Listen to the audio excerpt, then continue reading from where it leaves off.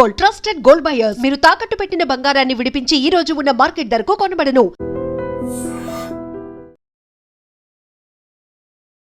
వీధి కుక్కల భయం వెంటాడుతోంది. అనకాపల్లి జిల్లాలో ఓ మహిళపై వీధి కుక్క దాడి చేసింది. విచక్షణారహితంగా దాడి చేసి తీవ్రంగా గాయపరిచింది.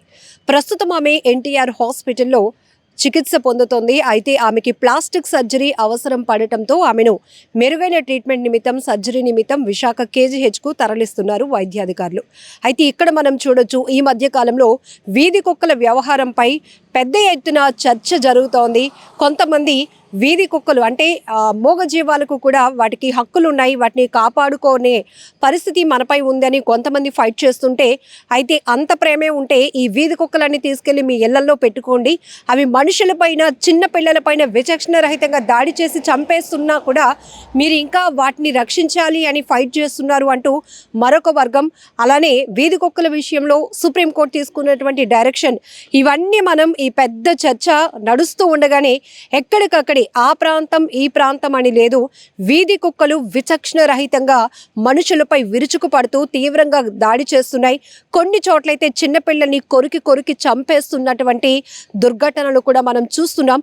సోషల్ మీడియాలో కొన్ని అయితే సీసీ ఫుటేజ్లో కనపడుతున్నటువంటి దృశ్యాలు, ఆ వీధి కుక్కలు మనుషులు అలా రోడ్లపై నడుచుకుంటూ వెళ్తున్న వారిని వెంబడించి ఎలా అయితే దాడి చేస్తున్నాయో, అలానే 2 వీలర్స్పై వెళ్తున్న వారిపై కూడా దాడి చేస్తూ కరిచేస్తున్నాయి.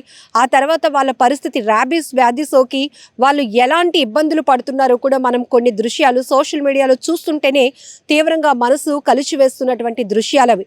ఇప్పుడు ఇక్కడ అనకాపల్లి జిల్లా కోట్ని వీధిలో శ్రావణి జ్యోతి అనే ఒక మహిళ ఇంటి బయట తను ఇంటి పనులు చేస్తూ ఉండగా ఒక్కసారిగా వీధి కుక్క ఒకటి ఆమెపై విచక్షణ రహితంగా దాడి చేసింది.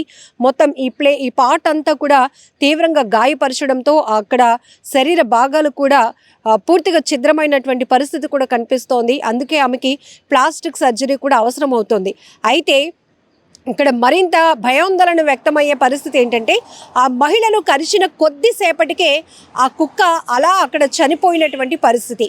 దీంతో మరింతగా బంధువులు ప్యానిక్లోనికి వెళ్ళిపోయారు. ఆ కుక్క చనిపోవడం, ఆమెను కరిచిన వెంటనే ఆ కుక్క కూడా చనిపోవడం వల్ల ఒకవేళ అది పిచ్చి కుక్క లేకపోతే ఈ మహిళ కూడా ఇంత తీవ్రంగా గాయపడింది కాబట్టి ఆమె పరిస్థితి ఎలా ఉండబోతోంది అనేటటువంటి ఒక ఆందోళన, భయం ప్రతి ఒక్కరిలో కనపడుతోంది. ఏదేమైనా ప్రస్తుతం అయితే ఆమెకి ట్రీట్మెంట్ అందుతోంది. మరొక వైపు అదే అనకాపల్లి జిల్లా శారదానగర్లో ఒక 6 సంవత్సరాల బాలుడిపై కూడా మరో కుక్క దాడి చేసి తీవ్రంగా గాయపరిచింది. ఆ బాబు కూడా ట్రీట్మెంట్ తీసుకుంటున్నాడు.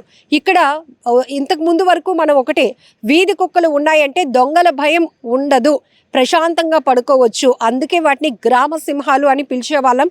సో ఈవెన్ పోలీసులు కూడా కాపలా లేని ప్రదేశాల్లో వీధి కుక్కలు ఉన్నాయంటే చాలు, అవుటర్స్ ఎవరు కూడా మన ఊర్లోనికి కాదు కదా మన వీధిలోని కూడా అడుగు పెట్టరు అనే భావన నుంచి ఇప్పుడు ఈ ఫుడ్లో కొన్ని రకాల కెమికల్స్తో కూడినటువంటి ఫుడ్స్ వల్ల కావచ్చు, లేకపోతే మారుతున్న పరిస్థితుల వల్ల కావచ్చు, ఈ వీధి కుక్కలు చాలా అగ్రెసివ్గా తయారవుతున్నాయి.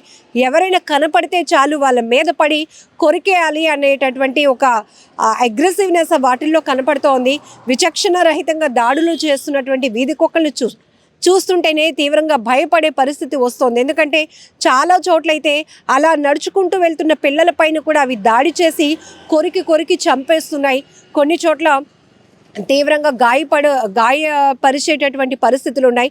అలాగే పెద్దవాళ్ళ చిన్నపిల్లల ఏమీ అని లేదు, వీధి కుక్కలు రెచ్చిపోతూ పేట్రేగిపోతూ అవి చేస్తున్న దాడుల వల్ల చాలామంది ప్రాణాలు కోల్పోతున్నారు. మరికొన్ని చోట్లయితే ర్యాబీస్ వ్యాధి సోకి వాళ్ళ పరిస్థితి ఎంత దారుణంగా ఉంటుందంటే, వాళ్ళు కొన్ని ఈ కుక్క కరిచిన వాళ్ళలో కొన్ని లక్షణాలు ఏవైతే ఉంటాయో అందులో ప్రధానంగా వాళ్ళు కూడా కుక్కల్లాగా అరవటం, అలానే వాటర్ తాగటానికి కూడా, అంటే వాళ్ళు ఇక్కడ ఉన్నటువంటి ఈ పార్ట్ అంతా కూడా వాళ్ళకి పట్టేస్తుందట, నరాల సిస్టమ్ అనేది కూడా తీవ్రంగా బలహీనం అయిపోతుందంట.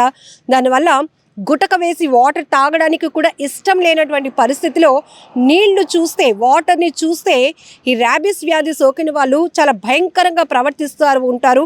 సో వాళ్ళు ఏంటంటే ఒక పిచ్చి పట్టిన వాళ్ళు ఎలా అయితే ప్రవర్తిస్తుంటారో, ఏదైనా చూస్తే భయపడిపోతుంటారో అలాంటి లక్షణాలన్నీ వాళ్ళలో కనపడతాయి. ఇప్పుడు ర్యాబీస్ వ్యాధి పైన కూడా ఎక్కువ మంది వెటర్నరీ డాక్టర్స్ కూడా అవేర్నెస్ కల్పిస్తున్నారు. కాబట్టి ఒకవేళ చిన్నదా కుక్క కరిచినటువంటి గాయం చిన్నదా పెద్దదా అని ఆలోచించకుండా ఇమీడియట్గా మీరు వెళ్ళి ట్రీట్మెంట్ తీసుకోవాలి అని కూడా ఎందుకు హెచ్చరిస్తున్నారంటే ఆ మధ్య ఒక ప్లేయర్ని కూడా, ఒక క్రీడాకారుడిని కూడా, ఒక చిన్న కుక్క పిల్లను ఆయన రక్షించాలి అని చేసిన ప్రయత్నం అదేమో కరిచేసింది. ఆ తర్వాత అతని పరిస్థితి ఎలా ఉందో సోషల్ మీడియాలో మనమంతా చూసాం, చాలా బాధపడ్డాం. సో ఇప్పుడు అందుకే వీధి కుక్కల పైన కూడా ఒక పెద్ద ఎత్తున చర్చ నడుస్తోంది. వాటిని ఏం చేయాలి, వాటికి ఎలా ప్రొటెక్షన్ కల్పించాలి, వాటి నుంచి మనుషులకు ఎలా రక్షణ కల్పించాలి అనే దానిపైన కూడా చాలా డిబేట్స్ నడుస్తున్నాయి. కానీ ఇప్పటికీ కూడా వీధి కుక్కల దాడుల వల్ల చాలా మంది ప్రాణాలు పోగొట్టుకోవటం, తీవ్రంగా గాయపడటం, హాస్పిటల్ పాలవటం, ఇదంతా కూడా చాలా బాధాకరమైన విషయం. ఏదేమైనా కూడా ఇప్పుడు ఈ కుక్క దాడిలో ఒక బాబు అలాగనే ఒక మహిళ ఇద్దరు గాయపడ్డారు. ప్రస్తుతం అయితే ట్రీట్మెంట్లో ఉన్నారు. వారు కోలుకోవాలని చెప్పి మనం కూడా మనస్ఫూర్తిగా కోరుకుందాం. నిజంగా ప్రస్తుతం ఉన్నటువంటి సమాజం దేనికి ప్రయారిటీ ఇస్తుంది? ఆర్థిక సంబంధాల చుట్టూ మాత్రమే తిరుగుతోంది. మళ్ళీ ఎన్నికలంగానే చాలా విరక్తి కలుగుతున్నాం. మంచి అనిపిస్తుంది కదా, లేడీస్ కూడా ఛాలెంజింగ్ జాబ్స్ చేసినప్పుడు చాలా బాగుంటది. ట్రాఫిక్ అసిస్టెంట్స్ గా నియమించిన ట్రాన్స్జెండర్స్ అందరితో సాల్యూట్ చేయించుకుంటున్నారు. ఫుడ్ డెలివరీ ఇవ్వటానికి వెళ్ళినటువంటి డెలివరీ బాయ్ అనిల్ పై కళ్ళ ముందు